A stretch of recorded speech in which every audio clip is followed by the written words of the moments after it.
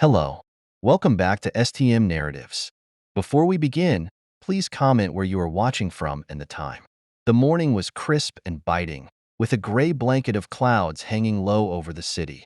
The streets of downtown bustled with people bundled in coats and scarves, their breath visible in the frigid air. Anthony Carter, a tall, broad-shouldered black man in his mid-30s, adjusted the strap of his worn leather satchel as he crossed the street. His boots clacked against the wet pavement, dodging puddles left by last night's rain. Anthony loved mornings like this. Despite the cold, the city was alive with energy. Cars honking, street vendors calling out their wares, and pedestrians hurrying along the sidewalks. He'd grown up here, in a neighborhood not far from downtown. Though the area had gentrified in recent years, it still felt like home. Today, he was on a mission. His younger sister, Yvette, was performing in a community theater production, and Anthony had promised to bring her a bouquet of lilies before the show. She had been working on the play for months, and he was determined not to let her down. As Anthony approached the florist's shop, something caught his eye: a woman standing alone at the bus stop. She was petite, with pale skin and light brown hair pulled into a messy bun. Her coat hung open, and she clutched her arms tightly to her chest, shivering. Her face was drawn, her lips slightly blue. Anthony paused, taking in the scene. She looked out of place, like someone who hadn't realized how cold it would be today. He glanced around, wondering if anyone else had noticed her discomfort. The sidewalk was busy, but people passed her by without a second glance. After a moment's hesitation, Anthony decided to act. He slipped his satchel off his shoulder and pulled his navy blue jacket from its contents. It wasn't new, but it was warm and clean. "Excuse me, miss," Anthony said in his deep, gentle voice. "You look freezing. Would you like to borrow my jacket?" The woman turned to him, startled. Her wide hazel eyes flicked from his face to the jacket.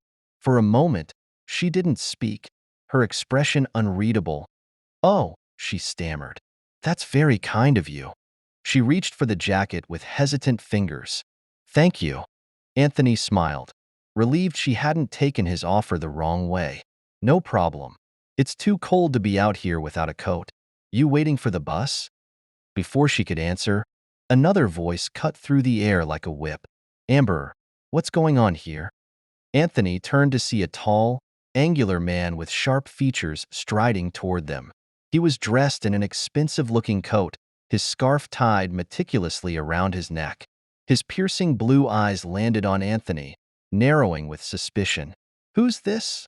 the man demanded, his tone accusatory. The woman, Amber, Anthony assumed, stiffened. "Derek, it's fine. He just offered me his jacket because I was cold." Derek's gaze hardened. "You don't need his jacket, Amber. You don't know him." Anthony raised his hands in a placating gesture. "Look, man, I was just trying to help. She seemed cold, so I offered. No harm done." Derek ignored him, stepping closer to Amber as if to shield her. "You don't know what his intentions are. These people always have some angle." Anthony froze. "These people." The words hung in the air like a slap. His jaw tightened, but he forced himself to stay calm. Years of experience had taught him that anger only fueled people like Derek. Amber's cheeks flushed with embarrassment.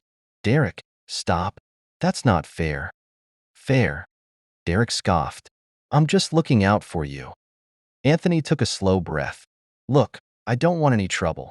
Just keep the jacket if you need it, and I'll be on my way." He turned to leave, but Derek wasn't done. "Why are you even talking to her? Can't you see she's not interested?" Anthony stopped in his tracks. He clenched his fists, then released them, turning back to face Derek. "Man, I wasn't trying to flirt. I was trying to be decent. Something you might want to try sometime."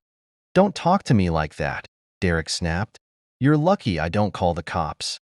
Amber gasped. "Derek, are you serious? He hasn't done anything wrong." But Derek wasn't listening. His voice grew louder, drawing the attention of passers-by. "This is harassment. You don't just walk up to women on the street and, 'Is there a problem here?'" Another voice interrupted, firm but calm. Anthony turned to see an older woman approaching. She was black, with salt and pepper hair styled in neat curls and a no-nonsense expression. She wore a long camel coat and carried a canvas bag filled with groceries. I couldn't help but overhear, the woman said, her sharp eyes darting between Derek and Anthony. What's all this commotion about? Derek crossed his arms, puffing up his chest. This man was bothering my friend? The woman raised an eyebrow. Bothering her? From what I heard, he was offering her a jacket because she was cold. Amber nodded quickly. That's exactly what happened. Derek's overreacting. The older woman turned her gaze on Derek, her expression hardening. Sounds to me like the only one making a scene here is you. Derek bristled. I'm just trying to protect her. Protect her from what? Kindness? The woman's tone was cutting. Or is it because he's black? Derek's face flushed, but he didn't respond. The woman stepped closer, her voice quiet but forceful. Let me tell you something. I've lived long enough to know racism when I see it. You assume the worst about this man because of the color of his skin, not because of anything he's done.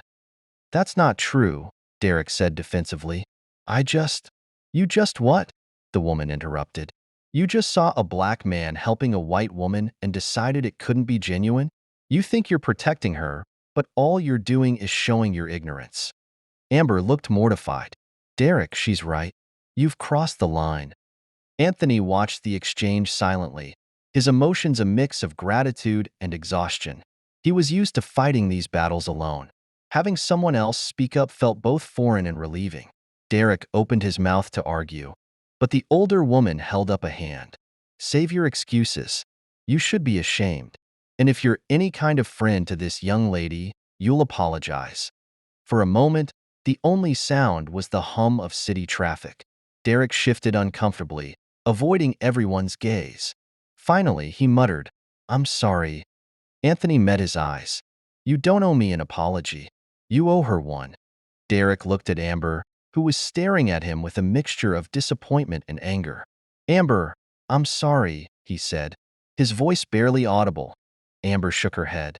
You should be, and you should think about why you reacted the way you did. The older woman nodded approvingly. Good for you, dear. Stand your ground. Anthony stepped forward, his voice calm but firm. For what it's worth, I don't hold grudges. But you need to check yourself, man. This kind of attitude doesn't help anyone. With that, Anthony turned to the older woman. Thank you for stepping in. I appreciate it. She smiled warmly. We've got to look out for each other, don't we? Amber handed the jacket back to Anthony. Thank you again. I'm so sorry this turned into all of this. Anthony shrugged, slipping the jacket over his broad shoulders. No harm done. Just glad you're warm now. As he walked away, Anthony felt a mixture of pride and sadness. The incident was a stark reminder of the biases he faced daily, but it was also proof that allies existed in the most unexpected places. Behind him, Derek stood awkwardly, the weight of his actions sinking in. The older woman gave him one last pointed look before walking away, her head held high. Amber, now shivering again, crossed her arms and stepped back into the bus shelter, her expression pensive. Anthony didn't look back. He had lilies to buy and a sister to cheer on. But as he disappeared into the crowd, he carried with him the hope that moments like this, small as they were, could chip away at the walls of ignorance and hate.